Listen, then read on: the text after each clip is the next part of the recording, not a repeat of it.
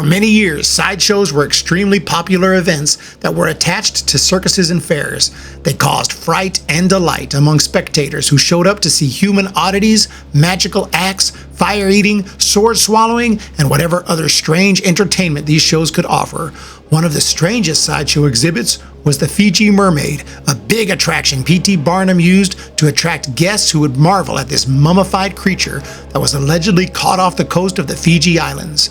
This half-mammal, half-fish shocked audiences, many of whom were led to believe they would be witnessing a beautiful real-life mermaid, but instead saw a withered monkey head with a dried-out fishtail as a body.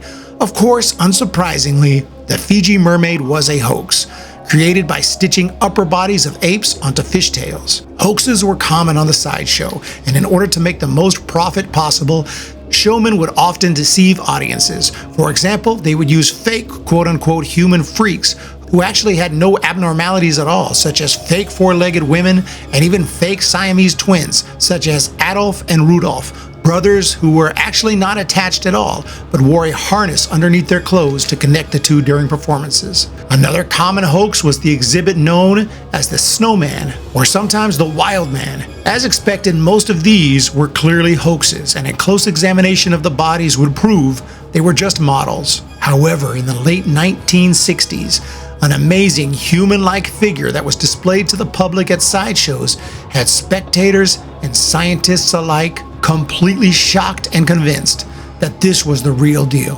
The display was put on by sideshow exhibitor Frank Hansen, who explained that he was approached by a wealthy millionaire from California who had something Hansen might be interested in as a loan for his shows. The millionaire obtained this through his own special interests, but wanted to remain anonymous, while still ensuring that what he purchased could be put on display for the public to witness. It was stored in a box in a warehouse and had allegedly been discovered in Siberia. It appeared to be a prehistoric human ancestor, frozen in a block of ice, but because of its condition, this was a creature that must have been relatively recently alive. Hansen agreed to accept the creature as a loan for his sideshow, and he created the exhibit, the Minnesota Iceman, or the cyberscoey creature billed as the missing link. He began to display the creature around 1968.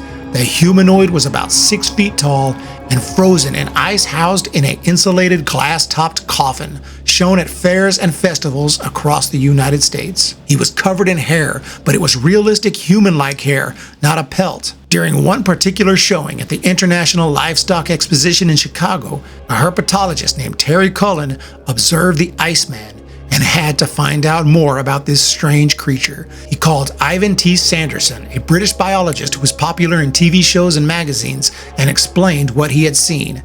Sanderson's interest was piqued, and he brought in another expert, Dr. Bernard Heuvelmans, who wrote extensively on mysterious and unknown creatures. It was arranged so both Sanderson and Heuvelmans could examine the body of this mysterious Iceman in December of 1968 at Frank Hansen's home. Both experts studied it for 3 days and left convinced it was real. The condition of the creature made it all the more convincing.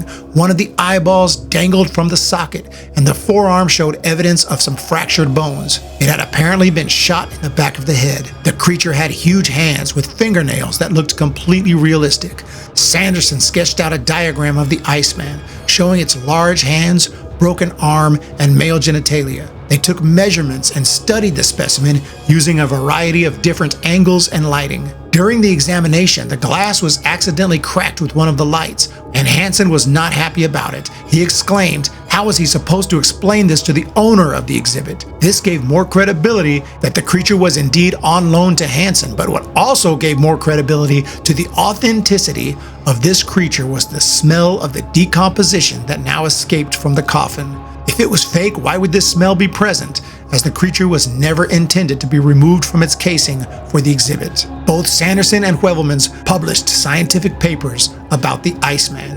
They disagreed on how to approach the situation. Sanderson wanted to immediately contact the press, newspapers, and TV shows and bring the Iceman maximum exposure, while Heuvelmans wanted to do things in a more traditional and strict scientific method, involving publishing of papers, peer reviews, academic vetting, etc. But both of them contacted more experts, and many seemed to agree that the specimen indeed seemed genuine. However, primatologist John Napier, who worked at the Smithsonian and had published several papers on Bigfoot and Sasquatch-like creatures, examined the Iceman and believed it was a latex model. Then Hansen claimed that the only reason Napier thought it was fake was because the one he examined was fake. He said that he switched it out with the real one because it was becoming too popular and he was afraid of being charged with some kind of crime for displaying a real animal that could be legally considered a human being who was murdered. Things got so intense that the FBI was notified,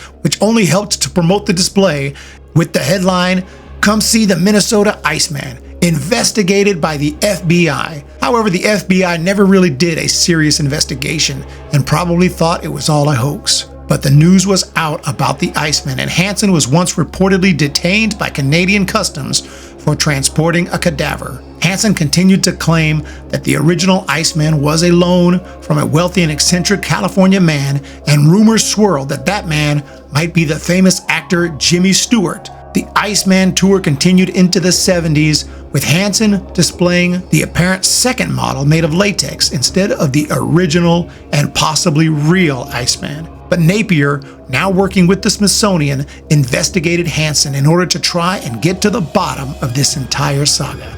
They found that Hansen had commissioned the creation of a model from a company on the West Coast in 1967.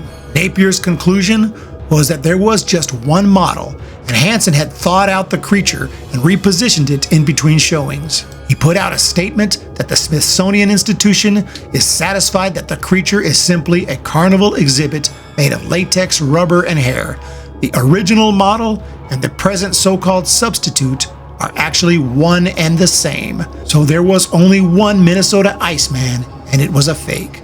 This became the accepted viewpoint into the 1970s, and the Minnesota Iceman became known as one of the many hoaxes in the sideshow circuit that are implied to be completely genuine. Only this one was just done much better, and it actually convinced real pathologists and scientists. The fact that Hansen continued to change his story on how he obtained it didn't help matters. First, it was in Siberia, floating in a block of ice. Later, a Japanese whaling ship discovered it. And even later, it was actually shot and killed by hunters in Minnesota. Ultimately, the whole thing was determined to be one big and impressive hoax. In 2008, on a podcast called The Bigfoot Show, a man named Vern Langdon was invited onto the show. Langdon had worked at Dawn Post Studios in the 1960s, a studio known for making masks and realistic costumes for Hollywood films, including Planet of the Apes. He explained that Frank Hansen had contacted Dawn Post Studios way back in 1966, pitching the idea of creating a realistic-looking prehistoric human that would become the Iceman for his exhibit. He even named the main architect of the Iceman, a man named Howard Ball. The actual exhibit continued to bounce around different attraction owners, and you can still see it today. In 2013, museum owner Steve Busty purchased the original Minnesota Iceman, and it is available for viewing in a chilled room at the Museum of the Weird in Austin, Texas. Thank you for checking out today's video on this fascinating creature, who in the end was just a hoax, but it certainly brought entertainment value for both viewers of the exhibit and those who enjoy studying the paranormal and strange creatures like this. Let me know your thoughts in that comment section down below, and we'll talk to you in the next video.